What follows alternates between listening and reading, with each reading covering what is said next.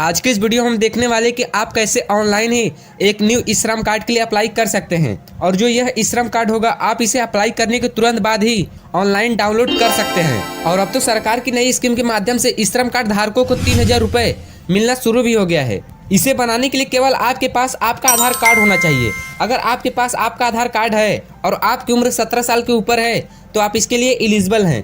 तो इसे बनाने के लिए सबसे पहले आपको अपने मोबाइल के गूगल में आना है।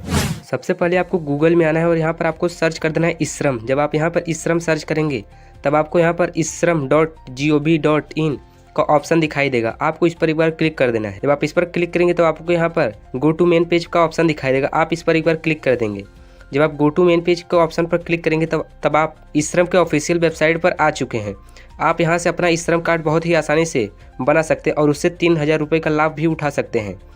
उसके लिए सबसे पहले रजिस्टर ऑन ई श्रम पर आपको एक बार क्लिक कर देना है। जब आप इस पर क्लिक करेंगे तब आपको यहाँ पर कुछ ऐसा पेज देखने के लिए मिलेगा।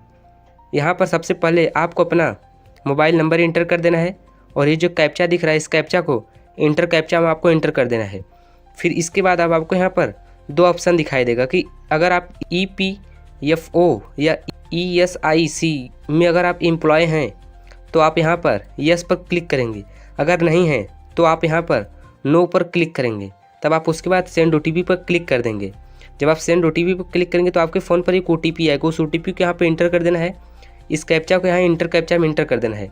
इतना इंटर करने के बाद अब आपको यहाँ पर सबमिट के टैब पर एक बार क्लिक कर देना है। जब आप सबमिट के टैब पर क्लिक करेंगे तब आपके सामने कुछ ऐसा पेज ओपन होगा। यहाँ पर आप अपने आधार कार्ड के जरिए से अपना ई श्रम कार्ड बना सकते हैं। उसके लिए सबसे पहले आपको यहाँ पर अपना आधार नंबर इंटर कर देना है। फिर उसके बाद आपको आधार कार्ड को वेरीफाई करने के लिए 3 ऑप्शन दिए गए, जिसमें से पहला है फिंगरप्रिंट, आइरिस और OTP। सबसे आसान है कि आप OTP के माध्यम से कर लीजिए। OTP पर क्लिक करेंगे। उसके बाद अब आपको इस कैप्चा को इंटर कैप्चा में इंटर कर देना है। कैप्चा इंटर करने के बाद में अब आपको इसे ऊपर करना है और यहाँ पर आपको इस बॉक्स पर टिक लगा देना है। इस बॉक्स पर टिक लगाकर सबमिट के टैब पर आपको एक बार क्लिक कर देना है। जब आप सबमिट के टैब पर एक बार क्लिक करेंगे तब आपके फ़ोन पर एक OTP आएगा। ये जो OTP है UIDAI की तरफ से आएगा आधार को वेरीफाई करने के लिए। यहाँ पर उस OTP को इंटर कर देना है और इस कैप्चा को इंटर कैप्चा में इंटर कर देना है। इतना इंटर करने के बाद वैलिडेट के टैब पर आपको एक बार क्लिक कर देना है। जब आप वैलिडेट के ऑप्शन पर एक बार आप क्लिक करेंगे तब आपके सामने कुछ ऐसा पेज ओपन होगा। यहाँ पर आपके आधार कार्ड की सारी जो इन्फॉर्मेशन है कुछ फिच होकर आ जाएंगी। यहाँ से आप अपने डॉक्यूमेंट को देखकर continue to enter other details पर आपको एक बार क्लिक कर देना है। जब आप इस पर क्लिक करेंगे तब आप इस पेज पर ओपन हो जाएंगे। यहाँ पर सबसे पहले आपको अपना पर्सनल इन्फॉर्मेशन इंटर करना है। यहाँ पर आपका जो मोबाइल नंबर होगा पहले से फिच होकर आ जाएगा। अगर आपको कोई इमरजेंसी मोबाइल नंबर इंटर करना है तो आप यहाँ पर इंटर कर सकते हैं। फिर उसके बाद यहाँ पर आप अपना ईमेल आईडी इंटर करेंगे। ईमेल आईडी इंटर करना ऑप्शनल है, आप इसे इंटर कर सकते हैं या छोड़ भी सकते हैं। यहाँ पर अब आपको अपना मैरिटल स्टेटस को इंटर कर देना है। मैरिड है अनमैरिड है उसे आपको यहाँ पर सेलेक्ट कर लेना है। यहाँ पर अपने फादर का नाम इंटर कर देना है। यहाँ पर अपने मदर का नेम इंटर कर देंगे। फिर उसके बाद आपका जो कैटेगरी है सोशल कैटेगरी आपको उसे सेलेक्ट कर लेना है। आप SC हैं OBC हैं आपको उसे सेलेक्ट कर लेना है। फिर उसके बाद यहाँ पर उसे कैटेगरी सर्टिफिकेट को अपलोड करने के लिए कहा जाएगा। अगर आपके पास है तो अपलोड कर दीजिए, नहीं तो छोड़ दीजिए। फिर यहाँ से अपना ब्लड ग्रुप सेलेक्ट कर लीजिए। आपको पता है तो इंटर करिए, नहीं तो छोड़ दीजिए। अब आपको यहाँ पर डिफरेंटली एबव का ऑप्शन दिखाई देगा। आपको यहाँ पर यस पर क्लिक कर देना है। तब आपको यहाँ पर नॉमिनी डिटेल्स को इंटर करने के लिए ऑप्शन आएगा। सबसे पहले आपको अपने नॉमिनी का नाम इंटर कर देना है। फिर डेट ऑफ बर्थ और नाम इंटर कर देना है कैलेंडर के माध्यम से। उसके बाद अब आपको यहाँ पर जेंडर सेलेक्ट कर लेना है। फिर उसके बाद अब आपका जो नॉमिनी के साथ रिलेशन है, जैसे फादर या मदर हैं आपके या सिस्टर हैं, उसे आपको सेलेक्ट कर लेना है। फिर यहाँ पर आपको अपने नॉमिनी का डिटेल्स एड्रेस इंटर कर देना है। एड्रेस इंटर करने के बाद यहाँ पर आपको अपने नॉमिनी का मोबाइल नंबर इंटर कर देना है। ये मोबाइल नंबर सेम भी हो सकता है, दूसरा भी हो सकता है। इतना इंटर करने के बाद सेव एंड कंटिन्यू के टैब पर आपको एक बार क्लिक कर देना है। जब आप क्लिक करेंगे तो आप इस पेज पर ओपन हो जाएंगे। सबसे पहले आपको यहाँ पर अपना रेसिडेंटल डिटेल्स को भर लेना है। उसके लिए सबसे पहले आपको यहाँ पर अपना जो आपका स्टेट है यहाँ से आप अपना स्टेट सेलेक्ट कर लेंगे। उसके बाद अब आपको यहाँ पर अपना डिस्ट्रिक्ट सेलेक्ट करना है। जो आपका डिस्ट्रिक्ट है उसे आपको सेलेक्ट कर लेना है। फिर इसके बाद अब आप यहाँ पर अपना स्टेट स्पेसिफिक ID को इंटर कर देंगे। उसके बाद अब आपको यहाँ पर अपना करेंट एड्रेस सेलेक्ट कर लेना है कि आप ग्रामीण से हैं या फिर अर्बन से हैं। आप उसे सेलेक्ट करने के बाद में आप यहाँ पर अपना एड्रेस इंटर कर देंगे। लाइन नंबर 1 और लाइन नंबर 2। फिर इसके बाद आपको यहाँ पर अपना स्टेट और डिस्ट्रिक्ट सेलेक्ट कर लेना है। फिर उसके बाद अब आपको यहाँ पर अपना सब डिस्ट्रिक्ट सेलेक्ट कर लेना है। फिर उसके बाद अपने एरिया का पिन कोड, जो आपके एरिया का पिन कोड हो उसे आपको यहाँ पर इंटर कर लेना है।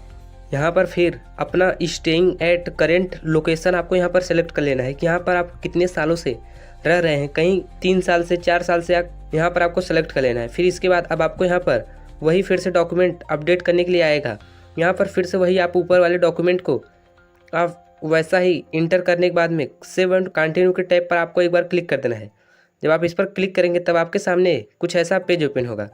अब आप यहाँ पर अपना एजुकेशन क्वालिफ़िकेशन इंटर करेंगे। सबसे पहले आप यहाँ पर अपना एजुकेशन क्वालिफ़िकेशन बताएंगे कि आप कितने तक शिक्षा ग्रहण किए हैं, शिक्षा ग्रहण की है उसे आपको यहाँ पर बताना है। फिर उसके बाद यहाँ पर अगर आपका उसका सर्टिफिकेट है तो आप यहाँ पर उसे अपलोड कर देंगे। उसके बाद यहाँ पर आपको मंथली आपका इनकम कितना है उसे आपको सेलेक्ट कर लेना है। मंथली इनकम सेलेक्ट करने के बाद में यहाँ पर आपको इनकम सर्टिफिकेट अपलोड करने के लिए कहा जाएगा। आप इसे छोड़ भी सकते हैं या फिर अपलोड कर सकते हैं, बाद में इसे अपलोड कर देंगे। फिर कंटिन्यू सेव के ऑप्शन पर एक बार क्लिक कर देंगे। जब आप कंटिन्यू सेव के ऑप्शन पर क्लिक करेंगे तब आपको यहाँ पर ऑक्यूपेशन अपना सेलेक्ट करना है। जो आपका आदत है उसे आपको सेलेक्ट करना है, जो आपके अंदर स्किल है उसे आपको सेलेक्ट करना है। उसके लिए सबसे पहले आपको यहाँ पर क्लिक हेयर के टैब पर आपको एक बार क्लिक कर देना है। जब आप इस पर क्लिक करेंगे तब आपको यहाँ पर ऑक्यूपेशन कोड देखने के लिए मिलेगा। आपका जो वर्क है, जो आपका ऑक्यूपेशन है, जैसे आप कारपेंटर है, बढ़ई है, कंप्यूटर या स्विगी जोमेटो पर काम करते हैं, डिलीवरी बॉय हैं, तो यहाँ पर आपको अपना ऑक्यूपेशन कोड सेलेक्ट कर लेना है। जब आप ऑक्यूपेशन कोड सेलेक्ट कर लेंगे, आप इस काम को कितने सालों से कर रहे हैं यहाँ पर आपको लिख देना है, यहाँ पर आपको बताना है। फिर इसके बाद आपको सेकेंडरी जो आपका ऑक्यूपेशन है उसे आपको सेलेक्ट करके यहाँ पर फाइल अपलोड करना है। फिर उसके बाद आपको यहाँ पर how did you acquire skill, आपका जो स्किल है कब से है, आप इसे कैसे प्राप्त किए हैं, किसी से ट्रेनिंग से प्राप्त किए हैं या फिर स्वयं से प्राप्त किए हैं। तो जैसा कि मैं यहाँ पर ये दूसरा ऑप्शन मैंने इसे खुद से प्राप्त किया है, तो यहाँ पर इस पर क्लिक कर देंगे। फिर अब आपको यहाँ पर सब स्किल का ऑप्शन दिखने के लिए मिलेगा। सब स्किल में आप यहाँ पर आपको सेल्फ लर्निंग के ऑप्शन पर क्लिक कर देना है। फिर उसके बाद अब आपको यहाँ पर इंटरेस्टेड इन स्किल जो है यहाँ पर आपको इसी ऑप्शन पर क्लिक कर देना है। इतना इंटर करने के बाद सेव एंड कंटिन्यू के टैब पर एक बार क्लिक कर देंगे। उसके बाद अब आपको ऐसा पेज देखने के लिए मिलेगा। इसे जब आप ऊपर करेंगे तब आप यहाँ पर अपना बैंक की सारी डिटेल्स को इंटर करेंगे। सबसे पहले आप अपने अकाउंट नंबर को यहाँ पर इंटर करेंगे, फिर कन्फर्म अकाउंट नंबर वही इंटर करेंगे, फिर बैंक अकाउंट होल्डर का नेम यहाँ पर इंटर कर देंगे। फिर उसके बाद बैंक का जो IFSC कोड होता है, बैंक का IFSC कोड यहाँ पर इंटर कर देंगे। फिर उसके बाद अब आपको यहाँ पर जो बैंक का नेम होता है और बैंक का ब्रांच ऑटोमेटिक अपने आप फिच हो जाएगा।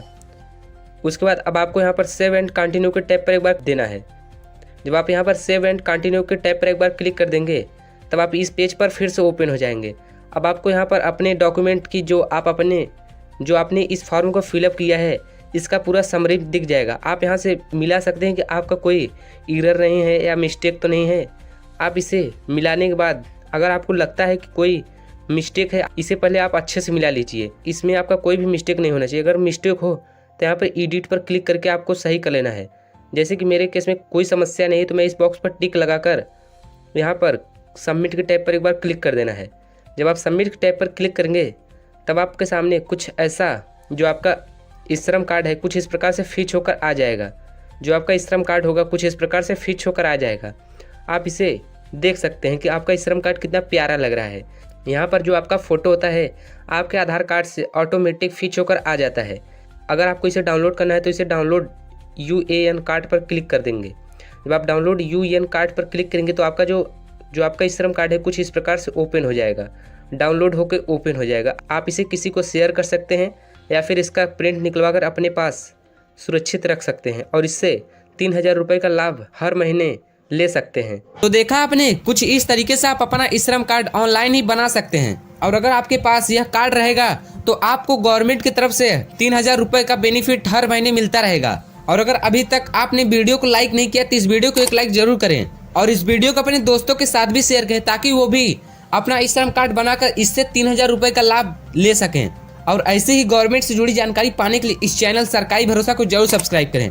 और अगर आप 5 लाख रुपए तक का मुफ्त इलाज कराना चाहते हैं तो आपके पास आयुष्मान कार्ड होना बहुत जरूरी है। और अगर आपने इसे अभी तक डाउनलोड नहीं किया है तो इस वीडियो को जरूर देखें।